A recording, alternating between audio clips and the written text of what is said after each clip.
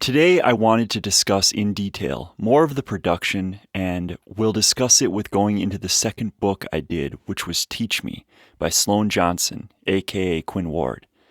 So let's get right into it. I record with Pro Tools. I do all my editing on Pro Tools, and sometimes I use other software such as Isotope RX or Twisted Wave to process or to analyze something. I started out narrating before I got into being a full-time audiobook editor, where I only edited, proof-listened, and mastered audio for narrators who did not want to waste time doing it themselves, leaving them more time to narrate. Narrating for Quinn Ward, as I said before, living in an apartment with a roommate as well as my girlfriend and his girlfriend. Working really late nights, usually till 4 a.m. on the weekends, and as I said, recording, editing, and mastering with Pro Tools. For people who are interested, Pro Tools is a great tool to get things done. Some software, especially the cheaper and simpler ones such as Audacity, which is free, you are limited certain features. Pro Tools allows you to use punch and roll, as I mentioned in the previous episode, making recording a breeze and not having to edit out all the retakes in the recording. Also, some software is non-destructive, such as Pro Tools. Non-destructive means you can edit your audio files, make clips, and move things around, and the original file is unharmed and untouched. New files are created instead, so you can always go back whenever you want. Some software, usually the simpler and cheaper software, does not work that way. I took classes to learn Pro Tools in college. I do not feel that it is necessary by any means to get a degree in the audio world. The only time I did not get a job in the audio world was actually, surprisingly, the only time I showed my diploma. Not saying my diploma is worthless. I went to a really good school and learned a lot. But I believe most of us could learn what I learned by reaching out to a professional audio engineer and study under him or her for a couple $1,000s instead of spending 20 times that and getting a piece of paper. Ever since I got into the audiobook world, I have only been judged on my quality of work and human interaction and respect to my clients. I never show my diploma. I never even bring it up that I went to college for audio engineering. I just show them my portfolio and they decide that they want to work with me. Think of it this way.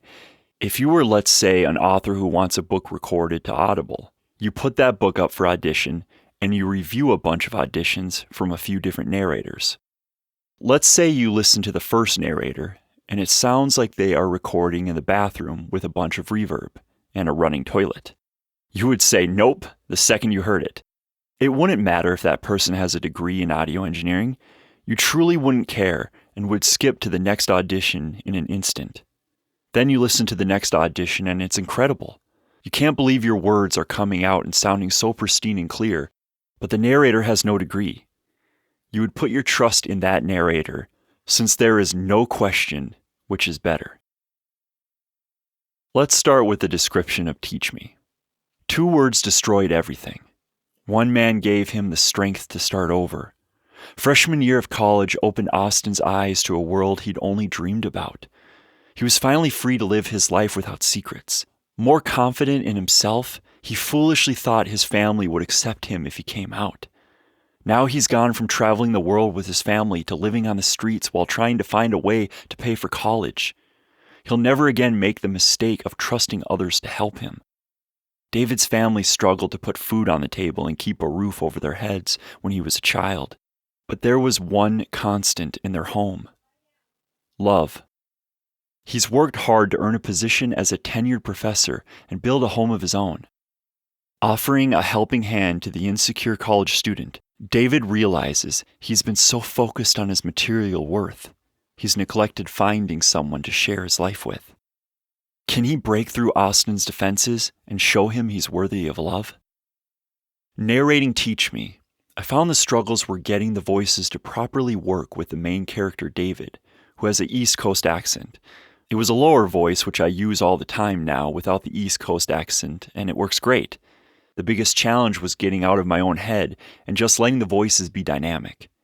I kept redoing lines and re-recording them, and they may not have needed to be repeated because I was so concerned with the accent not coming out as well as I think it should. Instead, I believe I should have just tried my best and recorded without total concern and concentration on my voice, and read the book with more confidence. I believe I kept Austin's voice very similar to my voice, maybe just a little lighter at times to have more of a young man's tone. Remembering the story between these two, I believe David hopes to nurture Austin to help him strive to be his best. Again, this was 5 years ago I recorded this book, so some of the details are pretty hazy. Looking at some of the reviews, I remember that David, who is 35, is focused on creating a home for himself, literally a home and a place to call home. Austin, who is a college freshman, is trying to be independent and finds his value, even when his family abandoned him for being gay. In a sense, this is an age gap romance without the title and spoken words. Again, having trouble remembering after 5 years has passed, I think the age gap is brought up, but not a main issue, nor a kink of any kind. But I'll leave it up to you listeners. Alright everyone, please subscribe and comment. I would really appreciate it. And most importantly, check out Teach Me by Sloan Johnson on Audible, narrated by Christopher Rain.